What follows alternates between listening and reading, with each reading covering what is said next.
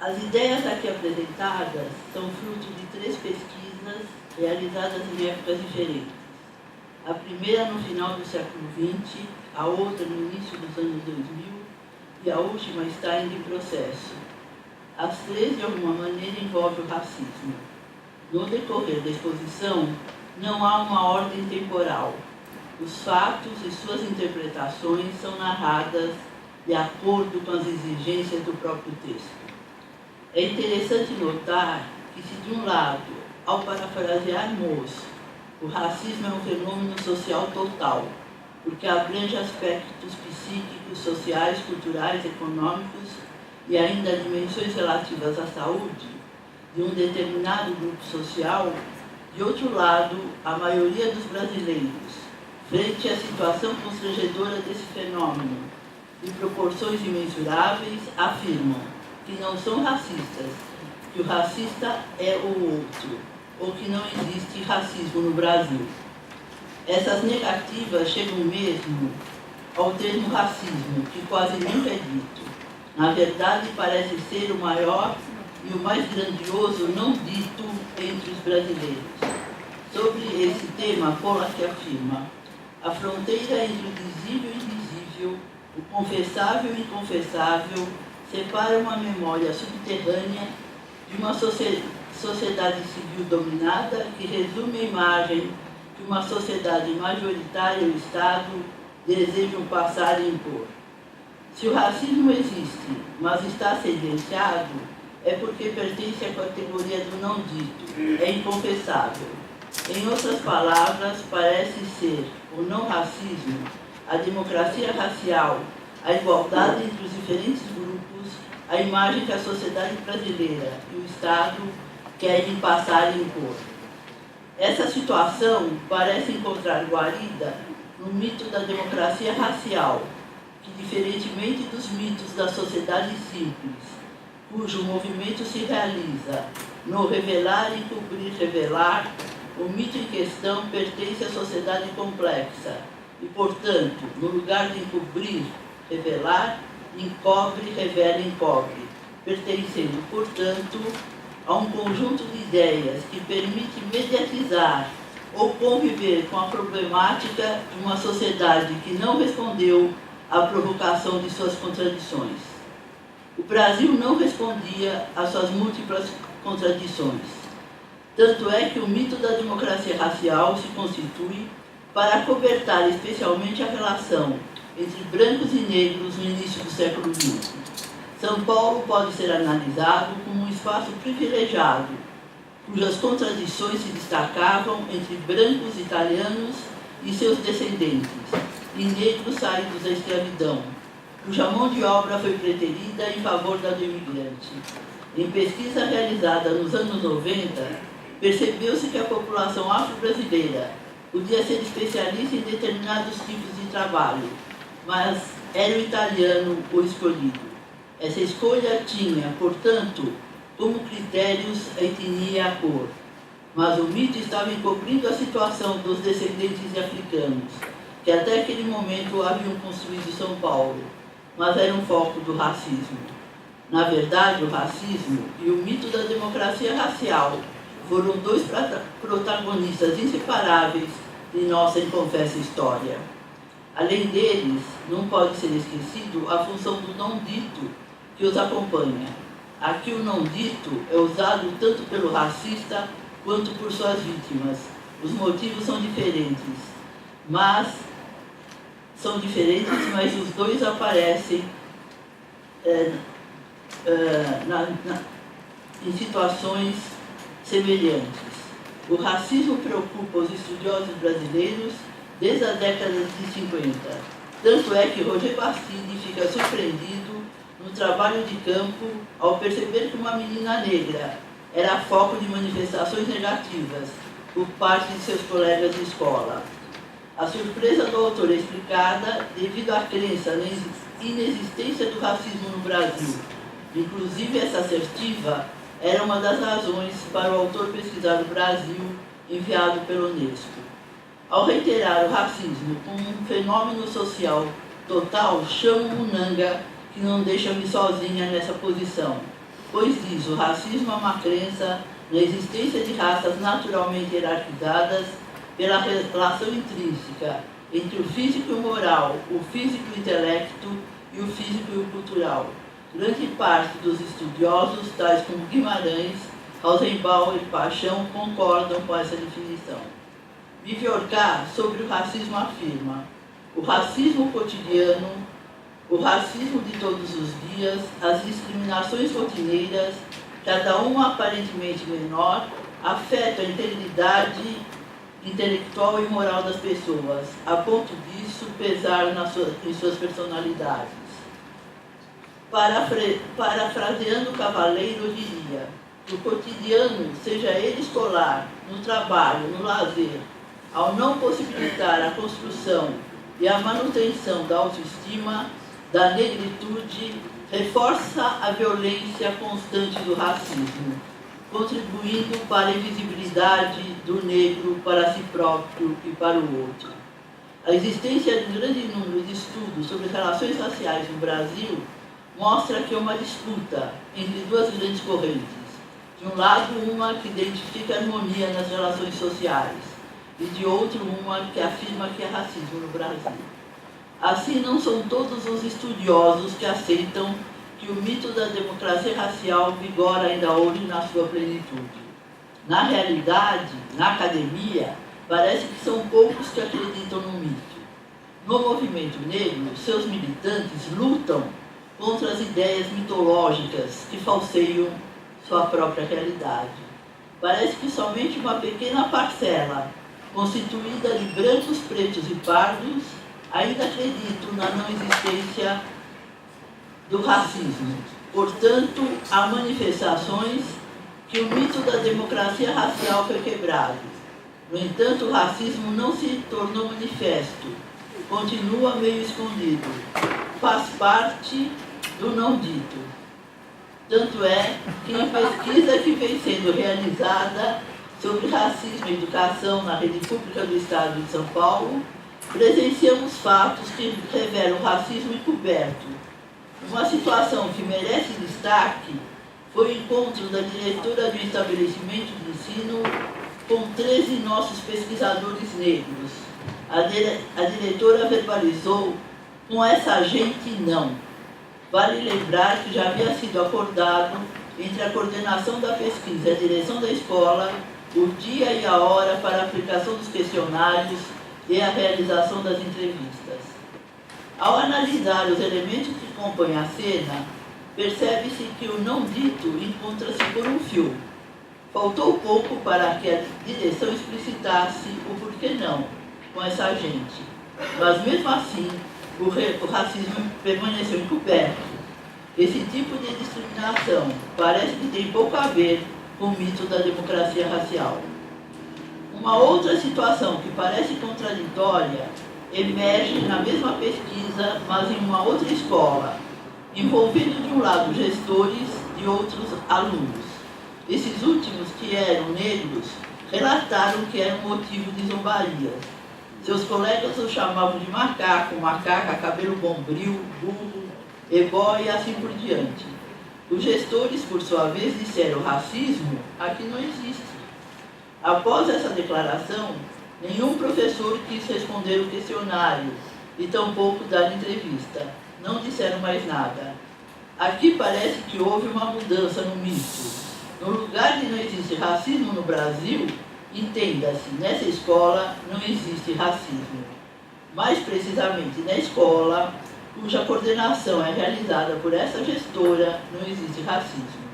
É o mesmo tipo de reflexão que aponta o outro como responsável pelas ideias e comportamentos racistas. O racista é o outro. Essa ideia parece ter relação direta com o individualismo, processo que, seguindo Viviorca, renova totalmente a cena social. Parece que o mito da democracia racial perde o seu lugar. O racismo permanece e aparece, mas no outro. É o produto do racismo atravessado pelo individualismo que nega a subjetividade do outro, transformando-o em racista. O racismo é um dos atos mais violentos que um grupo social pode sofrer. Tanto é que a antropologia e a sociologia política não dão conta em suas abordagens desta violência.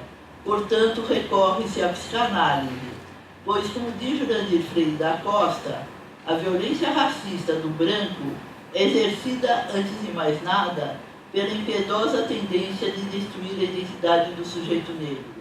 Na verdade, ser negro é ser violentado de forma constante, contínua e cruel, sem pausa ou repouso, por uma dupla injunção, a de encarnar o corpo e as ideias do ego do sujeito branco e a de recusar, negar e anular a presença do corpo negro. É claro que esse processo não atinge igualmente a população afro-brasileira. Para Jurandir Freire da Costa, os atingidos são principalmente os que se encontram em processo de ascensão social e que não possuem uma consciência clara do racismo brasileiro. Em uma sociedade em que a desigualdade social, econômica, política entre brancos e negros é imensurável, ela alastra-se penetrando nas várias dimensões da vida da população afro-brasileira, atingindo o próprio corpo do negro. Esse processo começa para alguns ainda muito cedo. É necessário simplesmente a existência do contato entre as crianças brancas e negras e que essas últimas percebam a desigualdade que vivem. A branca é considerada e tratada como mais bonita, mais inteligente, mais educada, tornando-se modelo para a criança negra. Daí por diante, a criança começa a vigiar seu próprio corpo e se opõe à brancura desejada. Em uma das entrevistas, uma mãe negra narra: minha filha, com 6 anos, rasgou a sua fotografia, dizendo que não era ela, pois ela era branca como era a filha de sua patroa. O processo de branqueamento prolonga-se, atingindo o próprio prazer sexual. Uma mulher negra de 35 anos conta: não tenho nenhuma fantasia sexual, só penso no financeiro. Não sou voltada ao sexo. Acho que dá para fazer tudo o que gosto. Essa mulher tem dificuldade de lembrar-se da infância e mesmo da juventude. Suas lembranças mostram quais são suas preferências. O processo de branqueamento vivido por essa mulher é muito nítido. Ela própria diz que nunca teve uma consciência negra, nunca quis estar entre negros.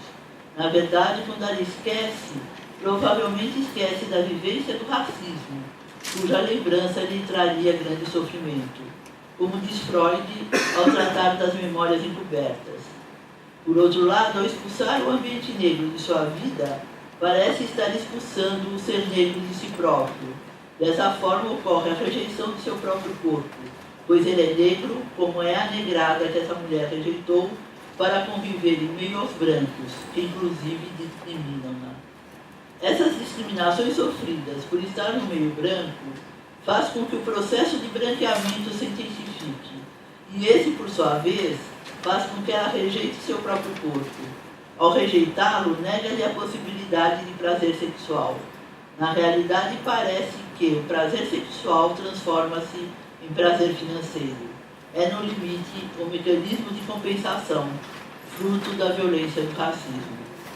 Esses dois casos permitem refletir sobre os danos que o racismo pode causar para quem constitui seu foco. No entanto, parece que há, na atualidade, uma consciência maior da população afro-brasileira, como mostra o censo de 2010. Um aumento da população afro-brasileira tem um aumento das mesmas proporções da taxa de natalidade. Ainda Viviorca, ao tratar do mesmo tema, diz que na nova era do racismo, ou no novo racismo, e descreve os diversos grupos a partir de suas particularidades culturais, que os constituem, como subconjuntos considerados inassimiláveis, perigosos e nocivos, prontos a espezinhar os valores morais da nação e abusar do sistema que ela elaborou para assegurar a seus membros uma certa solidariedade. O que prima nesse novo racismo é a diferença na cultura e não mais a inferioridade na natureza. No Brasil, esse processo ocorreu de forma diferenciada, desde a chegada dos primeiros escravizados, inferiorizava-se o negro e a sua cultura, o criador e a criatura. Tanto isso é verdade que as religiões afro-brasileiras, desde a sua constituição, foi alvo de perseguição.